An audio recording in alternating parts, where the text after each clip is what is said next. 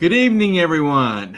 Welcome to COS Indiana Live for 2022.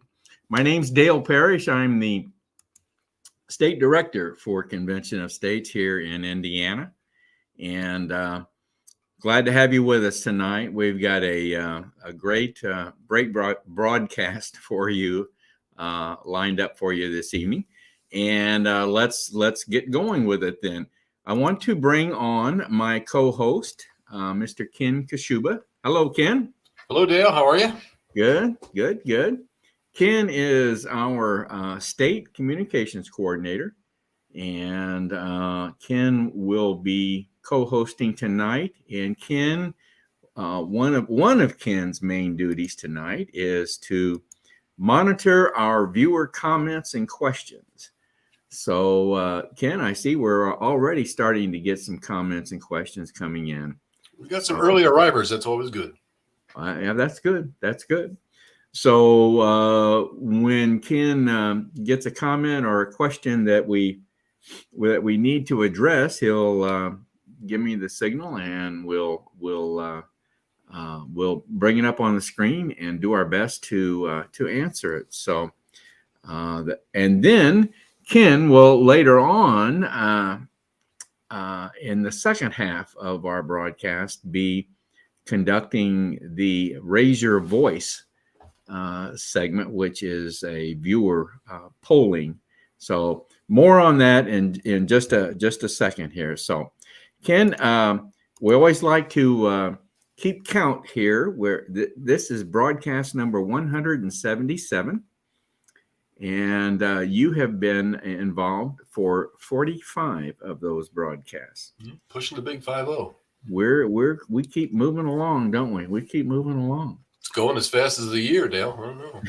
It is. Almost over, isn't it? Amazing how fast it's gone. Yeah. Mm-hmm. Yep. Well, just to kind of give you a little more information here. I want to point out our national website, conventionofstates.com. That is the website that we direct everyone to. Our target audience for this broadcast is those Hoosiers, those people here in Indiana that are not part of our Convention of States family. We're trying to reach out to you and or as well as anyone else that wants to tune in. But we're trying to reach out to those people in Indiana here that are not part of our Convention of States family. So for those of you that are not part of our family, the first step to take is to go to this national website, conventionofstates.com, log in, sign up, and become a supporter here in Indiana. So also want to mention now, this broadcast that we're doing here tonight, we do this every Monday evening, 7 p.m., and we broadcast to our state Facebook page, Convention of States Indiana, and we also broadcast to our YouTube channel, Indiana Patriots for Convention of States. So every fourth Monday, we devote the broadcast format to a roundtable discussion, and we do that every fourth Monday each month. Last month on November 28th, our roundtable discussion dealt with the election day victories that we realized for Convention of States. So this month in December, the fourth Monday falls on December 26th, which is the day after Christmas. So we're not going to do a live broadcast that evening. We're going to do a best of or a rebroadcast of a previous roundtable. And Ken, we're gonna do the November one from November 28th, the election day victories. So I think that was a good one, don't you think, Ken? Good one to wrap up the year with. Yeah, some victories. Yep. And we did realize, despite some of the national races that we've all heard about and some of the ones that we fell short on, we, however, realized a lot of down card victories. We'll put it that way. So we're going to share those with you then on December 26th. So our next actual live roundtable will be January 23rd of 2023. Don't know what our topic's going to be as of that time, as of that date as yet, but we will be announcing that to you as soon as we determine what the roundtable is. I'm sure it'll be interesting. Oh, it will. It will. Yes. We've got, I will, before I go on here, I will say we've gotten some very good response to our roundtable broadcast. And I think they have been very interesting. Don't you think, Ken? I mean, I believe we've gotten some good response. Right. Yeah, I think it's what people are interested in talking about. I think it's certainly when you get a chance to get in a roundtable type situation and discuss things that people are concerned about, then it raises the interest, and I think it's shown. Yeah. Yeah, I do too. Now, we're now offering also 2 podcasts, and I want to make this clear to everyone. We now offer 2 different podcasts. One of the podcasts is, in fact, the audio portion of these roundtable broadcasts that we do on the 4th Monday of every month. So you will, if you go to, and these are both located on Spotify.com is the main location for these podcasts. What are some of the other platforms, Ken?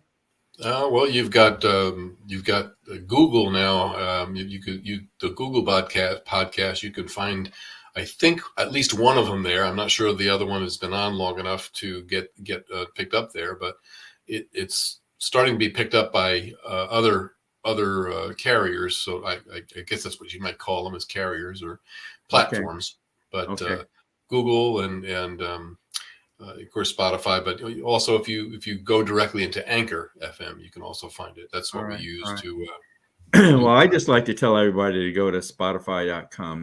That's where it's the easiest. Yeah, I think the Spotify is the easiest. Yeah. Okay. Yeah. Well, okay, that's one of the podcasts that we're doing, and again, it's the audio portion of the roundtable broadcast that we do on the 4th Monday of every month. And of course, the most recent one that is available is in fact the roundtable broadcast from November 28th. Now, a second podcast that we are now offering is called COS Indiana Live Voices. On this podcast, we feature some of the dynamic volunteer activists that we have here in the state of Indiana. And we've published 3 episodes. The 3rd episode is now available, and that one happens to feature a husband and wife volunteer team that we have had and have in our family, Rick and Sue Lyon. Those are the guests that we featured on this latest COS Indiana Live Voices episode 3. Episode 4, the interview has been done, and we will be publishing that one very soon. So I hope you enjoy. If you're a person that likes to listen to podcasts, no visual involved here. These are strictly audio, obviously. They're podcasts. So we would urge you to tune in and listen to our podcast. And I'll tell you, Ken, these Voices podcast, I'm just learning an awful lot about some of the people here in Indiana that I thought I knew pretty well, but I'm learning more about them as we do these. They're becoming very, very interesting, I think. Don't you? Yeah, it's always neat to take a deep dive into people that you think you know and find out that a little bit more about their history and their beginnings, and certainly things that have influenced them. Because Isn't that the truth? We've all come to realize, I think, that most of us here have many of the same goals, and we tend to think alike in a lot of areas, but it's also neat to find out how people have developed those their opinions and their lifestyles. So yeah, it's kind of interesting. Yeah. And maybe our guest this evening might be a candidate for a Voices podcast someday here, because just might. I mean, I think as we've talked about before, Dale, we discover more and more talent and more unique contributors that sign up and join us here at Convention of States to get off the couch and do something. That's right. Yeah. Well, this young man's very interesting. As a matter of fact, I learned something about him just this evening that I didn't know before. So, I bet you have. And we will be bringing him on very, very soon here. And I'll just give you a little idea. What we try to feature on our live stream here every Monday is what activism can I take in Convention of States. So everyone in Convention of States can be a volunteer activist, and that activism can take different roles, different avenues. So it can be a leadership role. It could be telepatriot. It could be a social media warrior. We have a host of different avenues that people can take to express their activism through Convention of States. And tonight we have one of our newest district captains, Ben Plikerd. I hope I'm saying that right. And I see him laughing. I guess I've messed it up already. It's Plikerd. It's Plikerd, Dale. No, it's Plikerd. No, Okay. We'll get it straightened out. We'll get it straight. It is Plikerd. Oh, okay. See, already you've got it. He's going to eat all the donuts now in the green room and give you a hard time. Anyway, he's a very interesting young man, and he's actually the new district captain of 2 districts. So I do have to warn Ben. It took you, I think, about a year and a half before you finally got my name right. So now that is not true. It's going to be a long time. It's Plikerd. I'm almost positive it's Plikerd. You got it. Yeah. All right.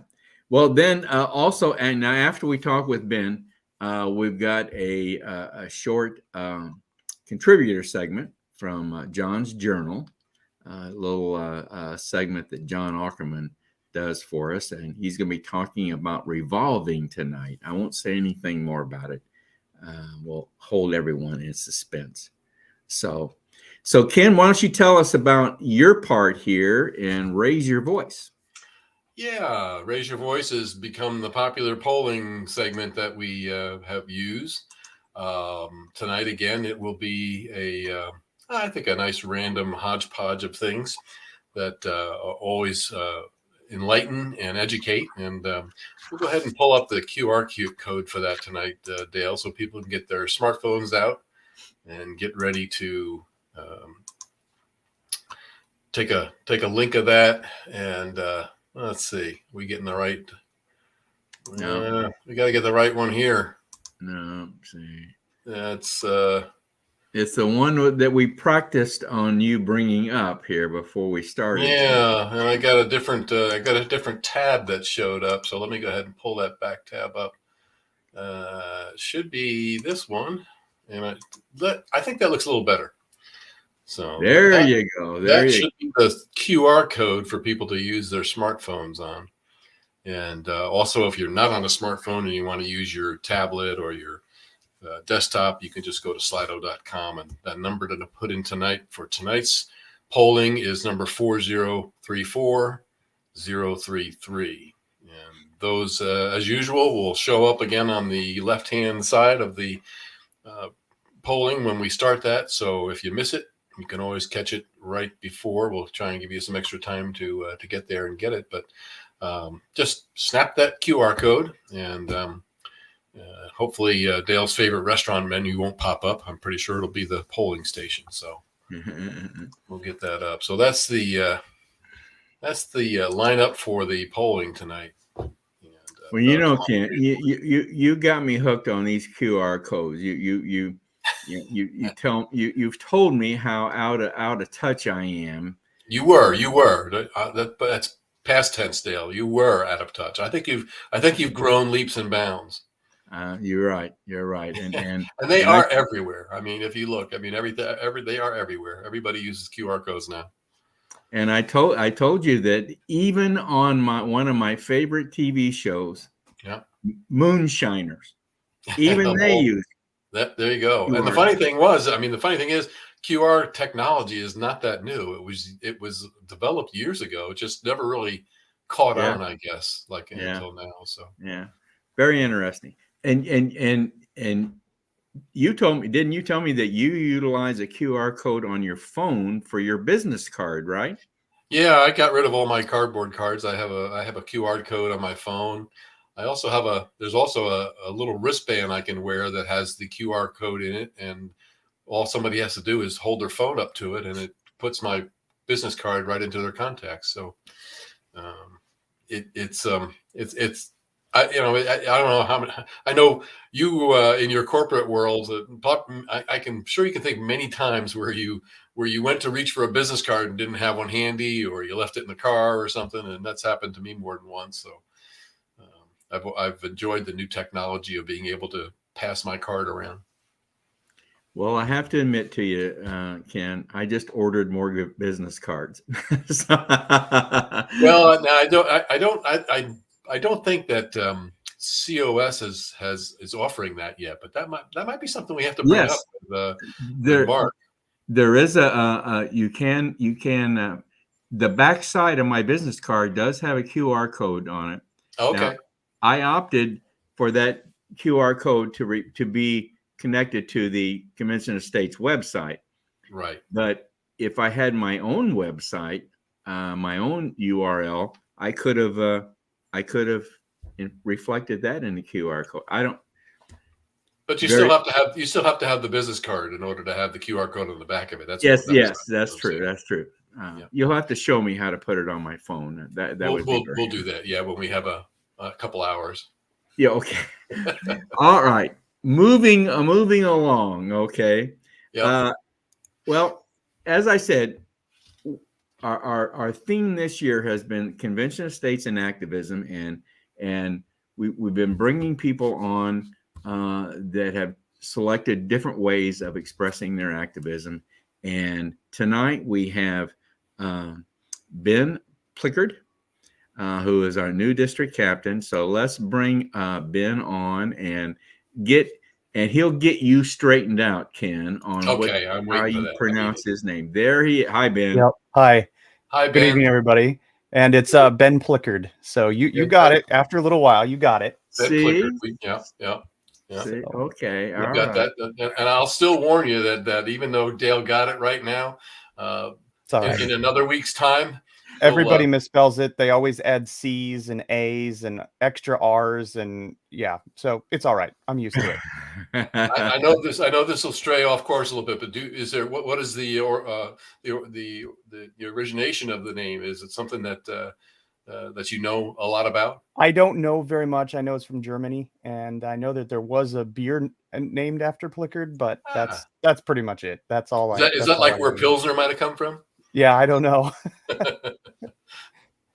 All right. Get off topic, but I was curious because everybody asked me the same thing about orientation of names, and it's interesting to find out where they come from. It does sound like a German German name. For sure, it is. Yeah. Well, I wanted to deviate just a little bit from our normal process of interviewing a new district captain. And I wanted to surprise Ken tonight. I'm going to ask Ben to tell us what his occupation is. What is your occupation, Ben? It's a little complicated. And I usually just tell people I'm an entrepreneur at heart. Because if I start rambling on all the things that I do, it kind of gets a little confusing. Because it's like, how can you do all those things? And I usually tell people I'm into real estate. I've got commercial office buildings strip malls and apartments, residential apartments. And then I've got a small computer business that I have. We do IT support and for big companies and small companies, and I've been doing that business since 2000. So I'm coming up on my 23rd year of business. And then I've got a small hotel that I own in Syracuse. Got 30 some acres, and it's turning into a pretty good sized resort. We're kind of building cabins and things like that. And then I have a couple places in Florida that we have as rentals. And then I also have a small telephone company. So we've got quite a bit of things going all the time, and it's rather exciting. And yeah, that's pretty much what I do. I could go into details for hours about every one of them, but I bet. that's Well, a quick entrepreneur is summary. probably a good description, Ben. And I Yep. have to be honest, you don't look that old. I've Yeah, been in business 23 years. Let me tell you. I'm 44, and I tell people that I have multiple PhDs in mistakes.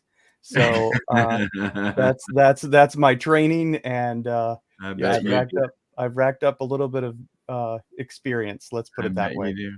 Very So, good. but Very good. Ben, now tell Ken your administrative staff where they're located and what okay. they do. So, not too many people know this, but I have staff in India. I actually have an office in India, and they do pretty much everything back office for me and my companies. They'll do everything from organize receipts to I haven't billed a customer in 5 years. They do all of our billing. They'll do things like send check-in, check-out messages for all of our guests that are coming in. You would never know that message is coming from India, but we don't do anything like voice to voice interactions, but everything back office that can be done.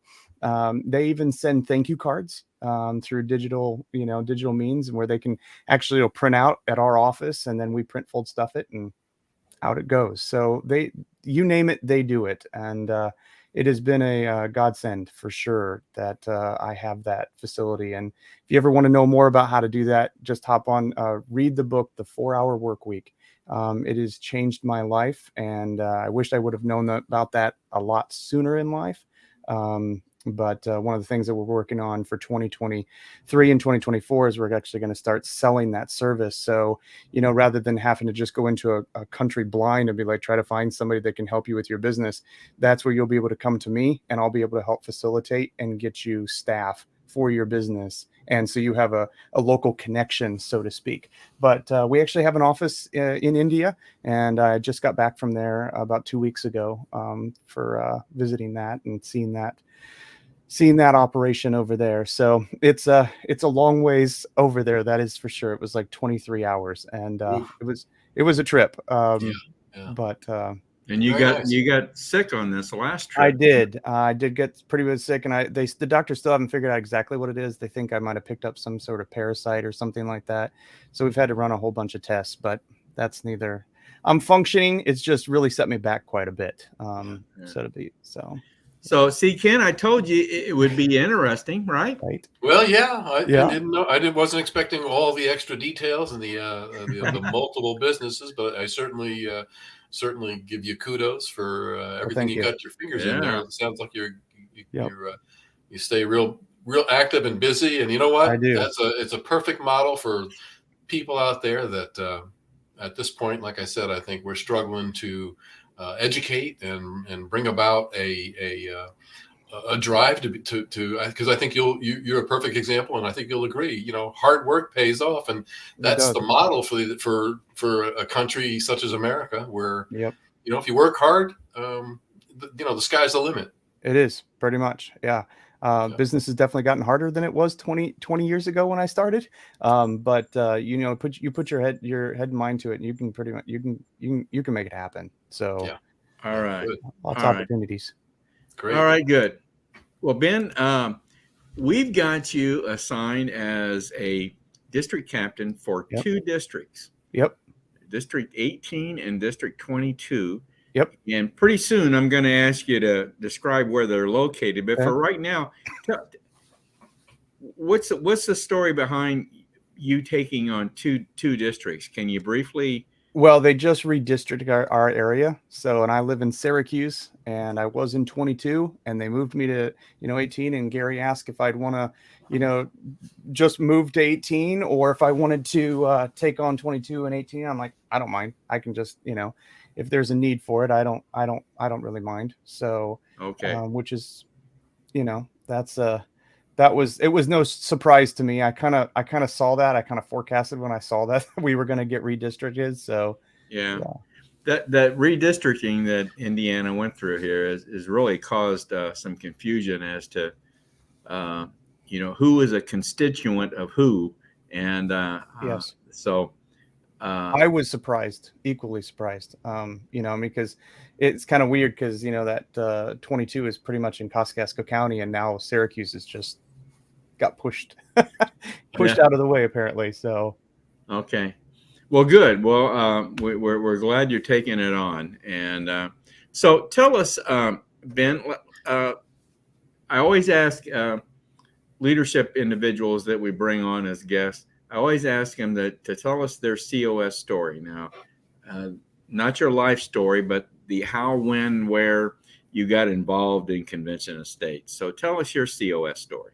So a buddy of mine, he's in education. He told me about COS probably about 3, maybe 4 years ago. I didn't really, I knew enough about it where I signed up on the website to kind of get some information, and that's kind of there.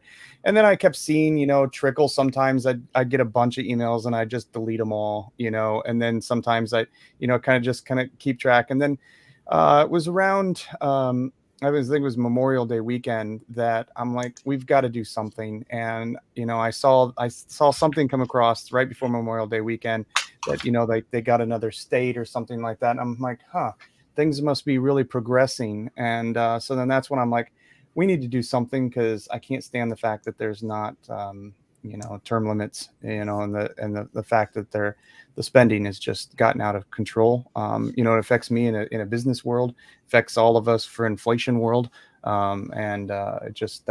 It's beyond frustrating. So then I hopped on the website and signed up for whatever position, I just basically signed up, and I've just like, and then that's when, you convinced me to get into the, district captain role. As a matter of fact, Ken, I don't know if you remember this or not, but Ben applied to be the state director for Indiana. Oh, okay. There's I did. Connection.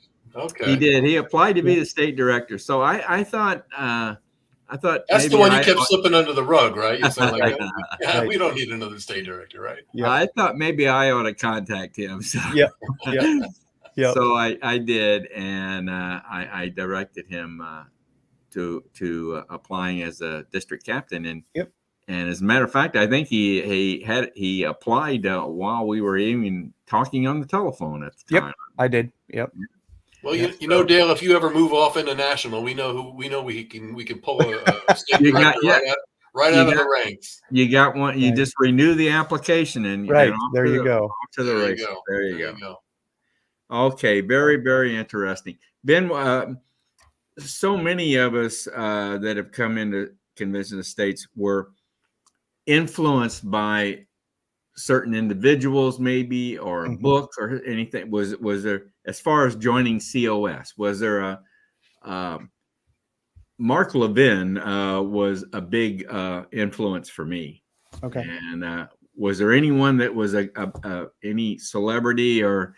Not really. In fact, I didn't even really know about it until my friend Wade told me all about COS. All right. I know who Mark Levin is, sure, but I guess I just didn't watch him enough, Sure. I don't watch a lot of news and I don't watch a lot of TV. So it's one of those things that, and it was interesting when I went to the summit, I got to see him, and, it was interesting how all these stories overlapped, but yeah. All right.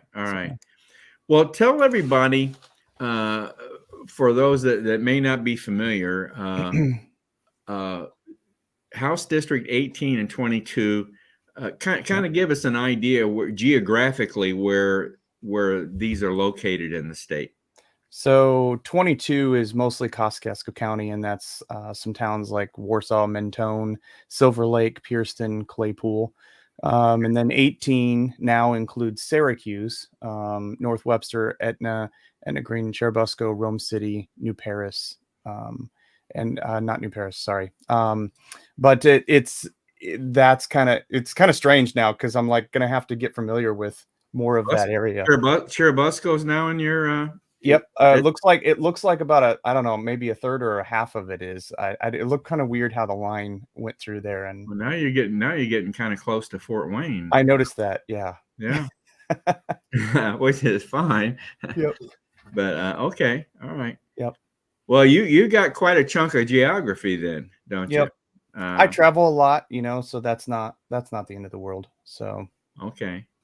All right, good. Okay. Well, you kind of mentioned a little bit about this, that Yep. you attended our National Leadership Summit that was just conducted in Orlando, Florida. Yep. And that's very impressive for a new COS leadership individual to attend a summit like that. Yep. How was that experience? It was amazing. I've attended a lot of conferences over the years. Tech conferences, hotel conferences, you name it. I've attended a lot of them, and I don't think I've ever been to one where it's been ran as smoothly as that one was. Really? I did sign up for it. I figured, I was going to get. What a way to get a better education than go basically to the top. Yeah. And so that's why I signed up for it. I think it was like $198 or something like that. And then I just scheduled a family vacation, afterwards in Florida down at my house down there. And so I was able to, go down there and spend some time with that as well. So, but the entire show, I mean, Mark Meckler was pretty much the MC of the event, and the schedule was just right on schedule all the time.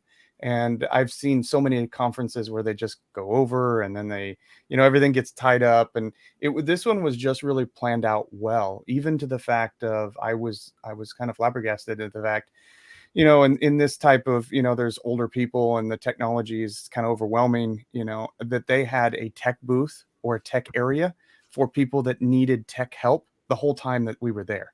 And that was impressive because I've been to a lot of those kind of conferences and that's never been something that I've seen before.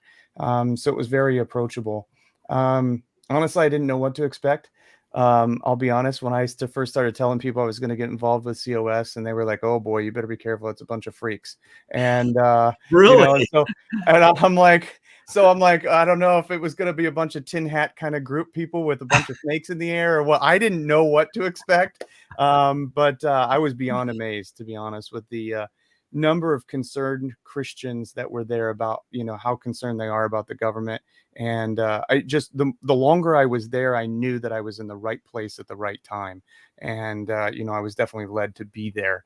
And I definitely want to bring my wife. Again, I think she would have benefited from it, just from listening to the speakers, and just finding out how things are happening in the country. And it's definitely not, it's by a bigger force rather than just us. And that was really neat. And I got to meet Paul and Lisa Phillips and their kids and their family, Gary Harbor, Dale Tipton, and Marty Wood, when I was down there. So that was kind of neat to talk to them, because I met them also at the Indiana planning session as well. Strategic planning, yeah, but it was definitely an amazing experience, and to the point where if I can go again, I'll sign up to go. I think that next time they're going to be doing like a walkthrough or like a sample convention or something. I think they're going to do that again. I never watched video what it was previous. The simulation. Yeah, there you go. Yeah. That's what it is. I think that's the next big thing being planned. Yeah. Yep. So. All right. Well, Ben, one of the main responsibilities of a district captain is to make contact with your legislators, your state legislators. Yep. So, and you've got 2 districts to cover now. Yep. So who are your legislators? Well, David Abbott, he's new too, and he's an 18. And I actually did meet with him maybe about 2 months ago. I sat down with him and I kind of approached it I was kind of being little like not direct, but I kind of just asked him what he thought about COS, just to kind of gauge his reaction a little bit before, kind of. And because when you mention COS or convention of states, most of the time people don't know what you're talking about. Right. And Was he familiar with it at he all? was very familiar with it, Really? and the fact he wants to come down and see one of my town halls that we're going to have, because he wants to get more involved with convention estates. Really? Because he was very interested, and in fact, actually, he thinks that Indiana should be doing more than just what the application has said. And then in 22, it's Craig Snow. I have not met him. He's brand new. So that's going to be on my list to actually make happen. So, All right. yep. All right. Good. Are these reps or representatives or Yes. senators? Yep. Those are representatives. And then this Ryan Mishler is the senator in for both of those. For both of them? Yep. Okay. Yep. All right. So, and I've known Ryan for, I don't know, 20 years or so. So. Oh, really? Yep. Well, good. You're off to a good start, sounds like. There. Yep. Good. Yep, for sure. Well, we're winding up here in 2022, looking to start out 2023. Yep. Got any objectives set for 2023 for your districts? So one of the things that I've wanted to do going into this convention of states is I like standing up in front of people and telling things.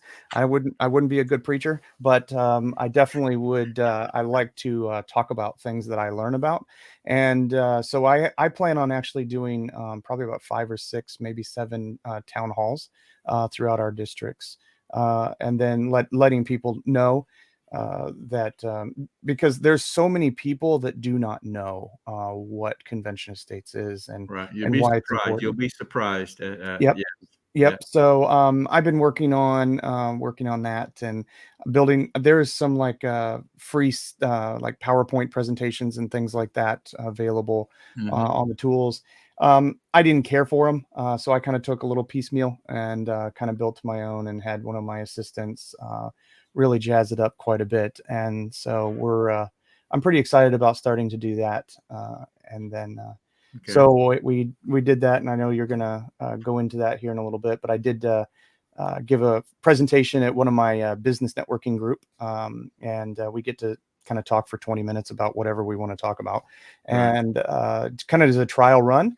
And it was very interesting because it was a mixed group. I knew there were the Democrats and the Republicans both in that group, and it was very interesting to see the reactions from both, and to see because I kind of did that as a gauge. To see what kind of feedback I would get when I actually do a town hall, because it's really the questions that I'm going to get afterwards or during that I'm actually the most nervous about, because I'm like, I'm so new to it, but yet I think I've educated myself enough to answer most of them. So yeah, you'll do fine. I think you'll do fine. All right. So that's aggressive number of town halls to do. So that's an excellent objective. Very good. That's one of the things that we one of our main objectives here in the state is growing the grassroots. So conducting these town halls, getting people to join convention of states, sign the petition. That's what we're after. Yeah. I've even set up a separate domain name. It's not live yet, so I can't give it to you. But basically, if you go to imfordcos.com, that actually goes to my profile within, and then they can actually sign that application right then and there. So I'm trying to make sure that it's as simple as possible for people to get involved. Okay. During that town hall. So, well, Ben, in your conversation here, you've brought up a comment from one of our viewers, which I think is important, because when you do start doing some of your town halls, this person has mentioned that you'd be great to do some videos. So she thinks you'd appeal to the young folks, especially. And I'll throw out as a recommendation that when you start doing them, if I'm not available, if you get somebody that can hold even an iPhone and take some video of your town halls, we can use them. Yeah, I definitely plan on making sure that there's a digital presence of it, because I think that would be very valuable as well. Susan Lyon is the editor of our newsletter. Okay, great. So we'll get you in the newsletter on one of those. If you Okay.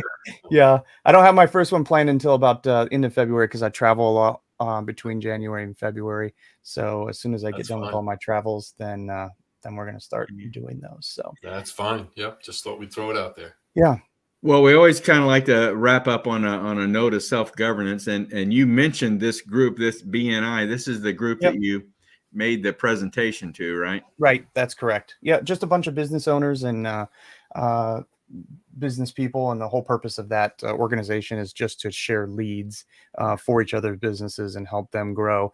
And then, like I said earlier, you get to talk about whatever you want during your 20-minute presentation. Once a year, or once every 3 quarters or something like that. But that's why I chose to do that, because I knew that I had 30 some people that I could I had their ears for 30 some minutes or 20 some minutes, and test guinea pigs, right? That's basically what it was. I was that's taking advantage of a good opportunity there. Yeah, really. Yeah. And that's why I wanted to do it, because then it made me feel much more comfortable to do a town hall, because I at least knew what kind of questions I was going to get asked, because I had both sides in the room. That helped a lot. You knew there were going to be 2 sides represented. I did. Because with a town hall that I'm going to try to get people there at and educate, I would imagine that there's going to be quite a few of them that are just going to be already conservatives, and probably very few probably the other side. So I that's why it was just kind of nice to have that. It was interesting that I did have a couple people bring up some points about why they're not necessarily for term limits on federal government employees, and I thought that was interesting. It made me think things a little bit differently. So that was an interesting comment that they gave me. So very good. Okay.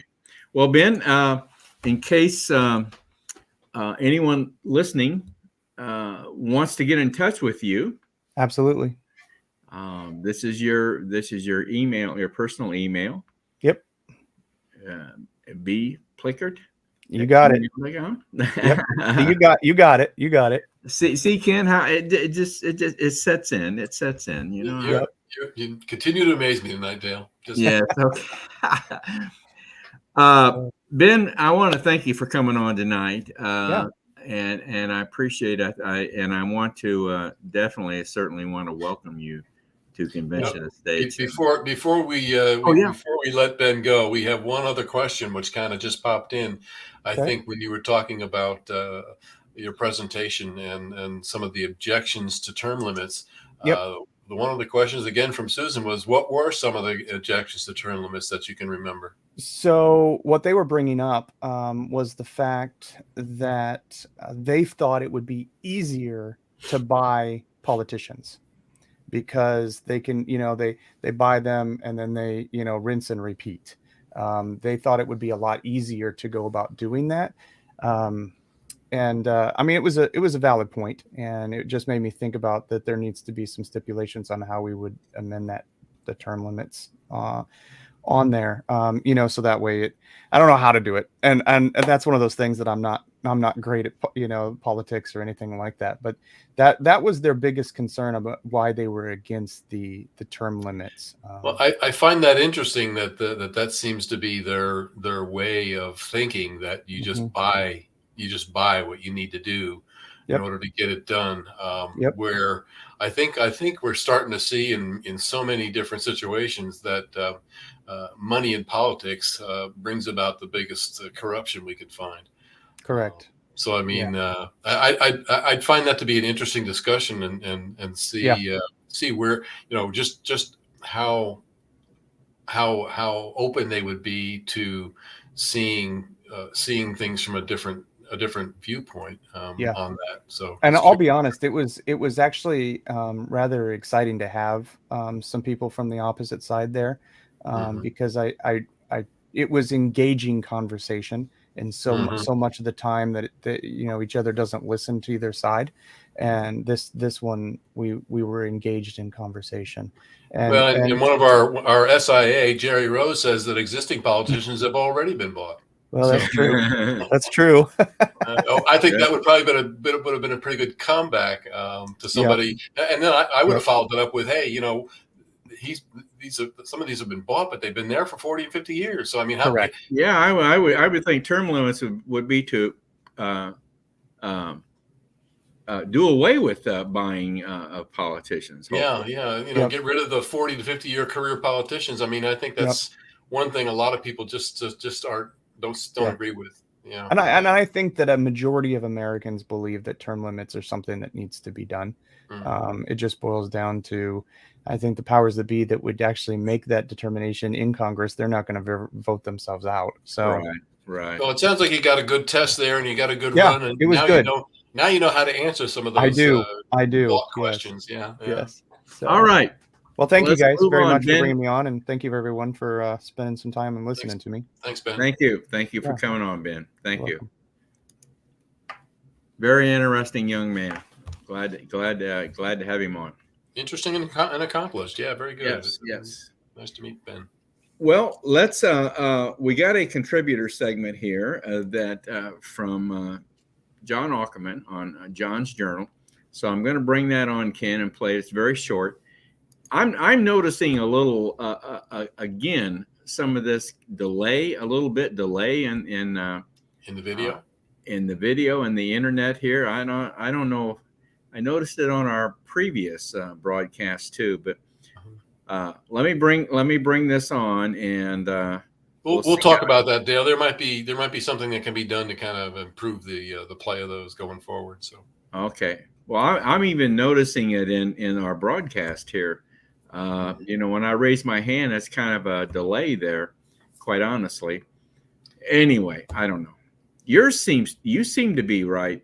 It could be, brought the bandwidth can be disrupted on your end, my end, somewhere in between. I mean, the bandwidth is the key to all that, and we'll have to bring Jerry Rowe in here one of these days and get him to fix everything we've got going. So, all right, let me bring up John. Let's get started here.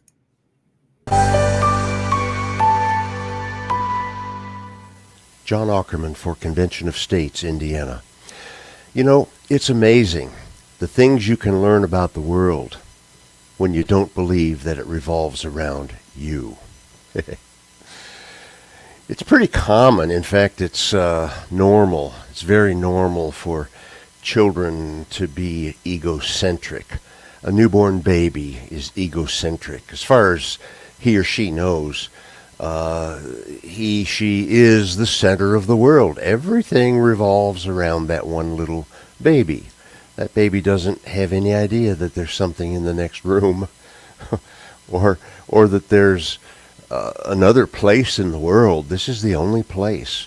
And it's called egocentrism. And it's healthy and it's normal for young children to be that way. It seems to be part of what it takes for us to survive as human beings. But when you grow up, the great Apostle Paul wrote in the Bible, "When I became an adult, I put away childish things." That might just pertain here. When you grow up, it's not so healthy to think that the whole world revolves around you. And it's amazing, as I said at the beginning, simply amazing the things you can learn about the world when you don't believe that it revolves around you. John Ackerman, Convention of States, Indiana.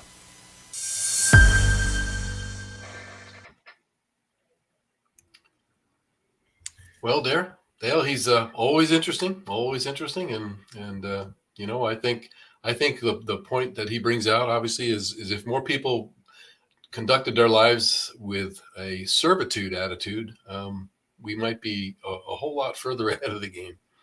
Yeah. John always has some very, very insightful thoughts, and very true. I enjoy his segments. Did you notice any kind of delay in the? Just a little bit, just a little bit on the audio and the videos syncing up. Yeah. So. Well, hopefully, maybe on the recording it won't be so bad. Anyway, let's move on, Ken, to raise your voice, and why don't you bring on Maringo Mike and let's get started. Sounds good. A segment that features you. Scan the code and join the fun. It's your turn to be heard.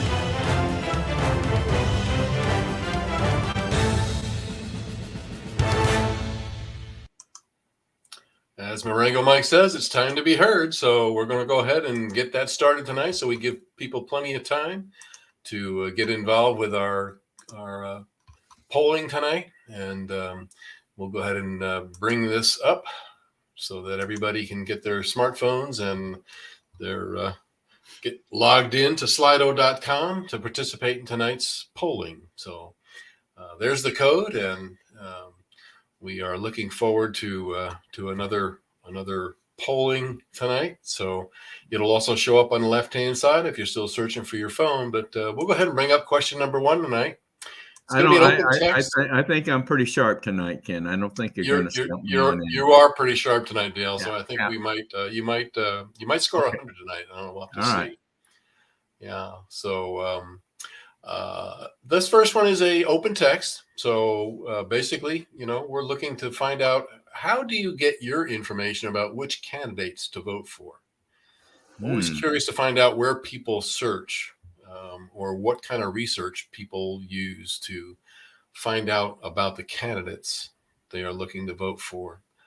So that's it's an open text. We don't need a chapter, but certainly just give us an idea of what you normally might be doing to research the candidates that you're voting for. And I know, on the major side, on the big guns, a lot of people will obviously talk about TV and what have you. But here's our first one, Dale: newspaper, Google, and talk with friends. That's an interesting one. I like to talk with friends. Yeah. Get people's opinions. That's a good one. We've got a few people typing, so we'll let them all come up here. News in the web, not Google. Well, there's an interesting idea.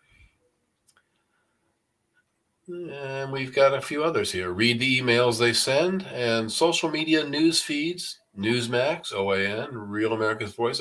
Well, they're Epic Times. There's somebody who's obviously been looking for some of the other avenues other than mainstream. Talking with friends and their Facebook pages if they have one. Radio, online, Catholic news sources, lots of reading. Interesting. We're getting a lot there tonight, Dale. Yeah. A lot of different ways that people research their candidates, and that's always good to know. So appreciate the comments on that. We're gonna do another one that's again another open text. So, what social media apps do you regularly visit? I'm curious as to what people are gyrating towards in social media these days. Bunch of new ones that have been added over the last year or so, but some of the old standbys probably expecting to see that. But we're looking to find out what people are looking at, what social media. There you go. This kind of gives us a bit of an insight too, as we look to where we put our copies of our broadcasts and these podcasts that are new. So Facebook, Telegram, Reddit, and Twitter, now that Elon has it. Okay, so people are starting to go back to Twitter. Yeah. I was never a big fan of Twitter, Dale. I just never really. I wasn't a big fan of being limited on how many characters I could put in, but yeah. It was never really a big Truth Social. I know Truth Social showing up. Yeah, Getter, Trump's new one. Yeah.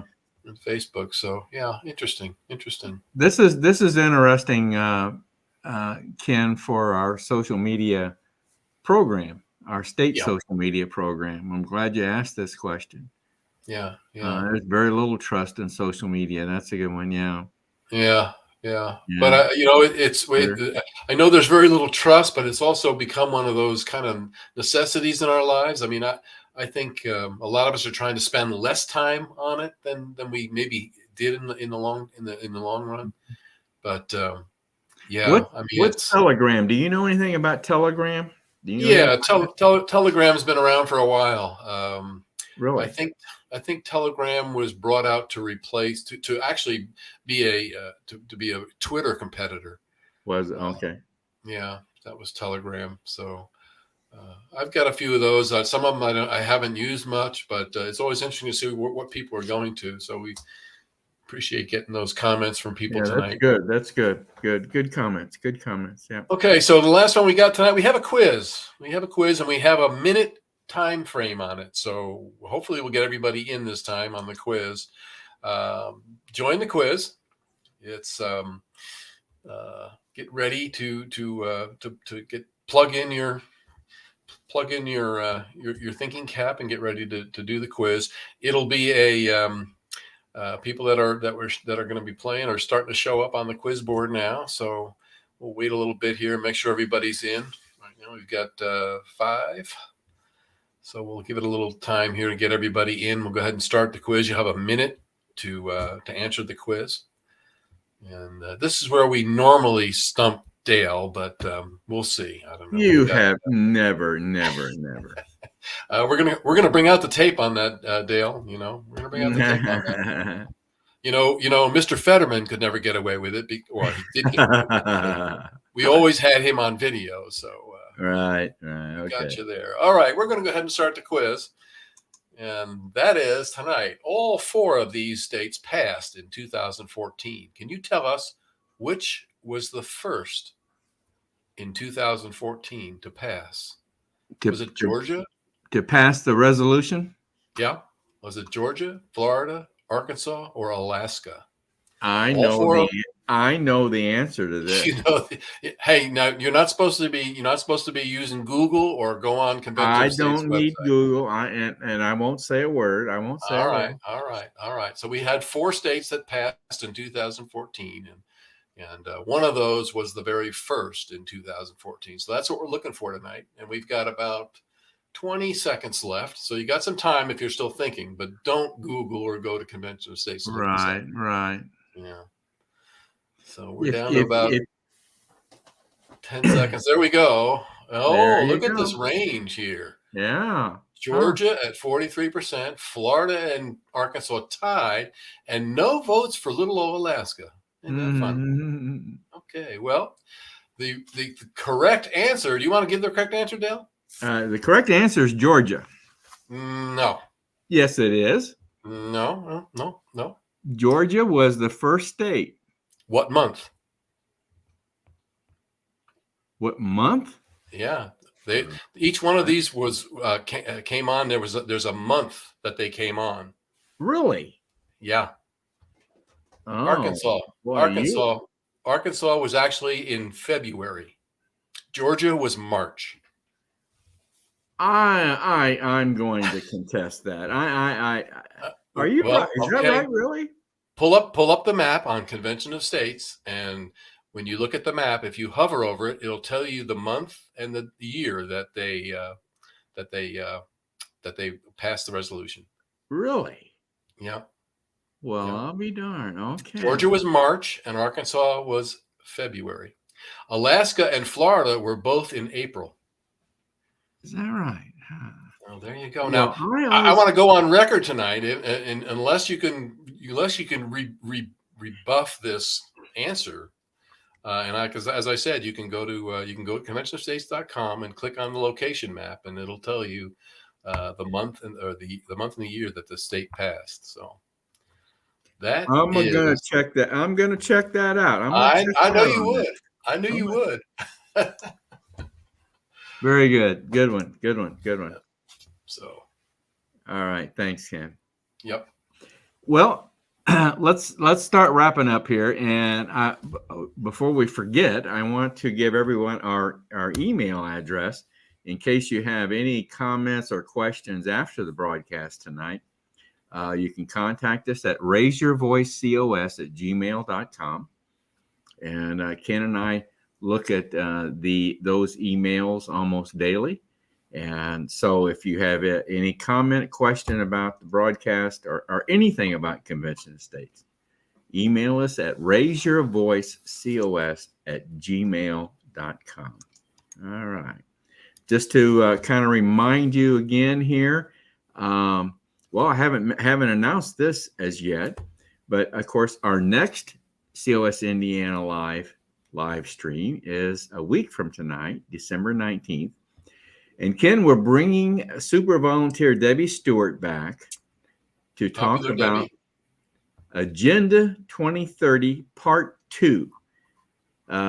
Debbie presented Part 1 on December 5th, and we got such a great response that we decided to get her back on here as soon as possible.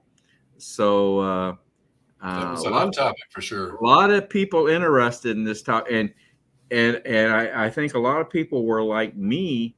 I hadn't thought about this in a long time. I hadn't thought about this. Am I right? This used to be called Agenda 21. Yeah, Agenda 21 was the And original. now that got changed to Agenda 2030. Right.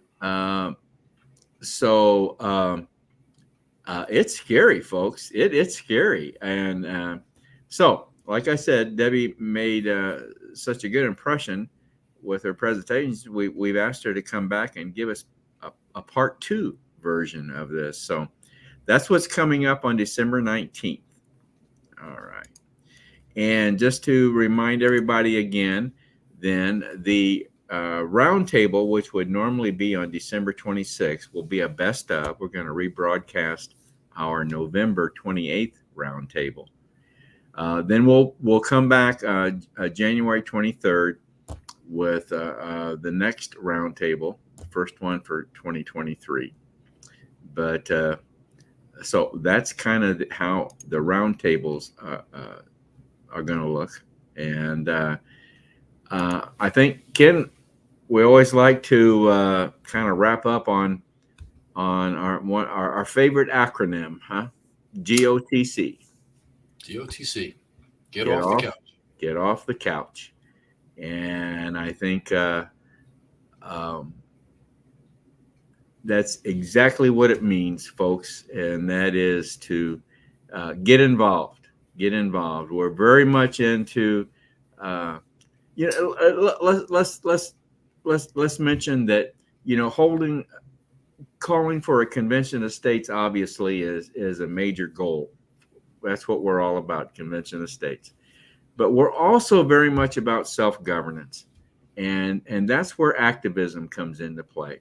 And we're going to be focusing on this more and more as we go through 2023, as we're just our national vision, our national mission is to create an army of self-governing activists.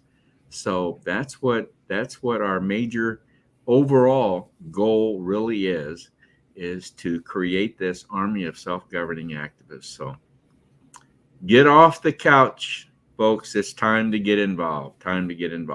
Any last words, Ken? No, just to follow up on that, I'd say do it for your kids and your grandkids. And if you don't have kids yet, do it for your neighbor's kids. There you go. It's for these future generations. If you've enjoyed any bit of self-governance as you've grown up, which I'm sure most of us at this point know what America's been to date. There's no other time than now really to get involved to protect that for future generations. That's right. The way I look at it. That's right. All right. Well, folks, good night to everyone. Look forward to seeing you all again next Monday evening, the 19th. And we ought to have a very, very good broadcast for you that evening. So good night, everyone. Have a good evening. Good night.